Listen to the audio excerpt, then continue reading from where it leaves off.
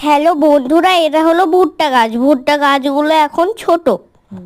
এখানে প্রকৃতি ভাষা বোঝে শুধু হাওয়া আর মাটি। প্রতিটি গাছ হাওয়ার সঙ্গে দুলে ওঠে, আমাকে যেন বলছে এটাই আমাদের জীবন। এই ফসল তৈরি করতে কত চাষির ঘাম ঝরে। এর পরের ভিডিওতে বড় গাছ দেখাবো বন্ধুরা। ভিডিওটা ভালো লাগলে লাইক কমেন্ট শেয়ার করে দিও।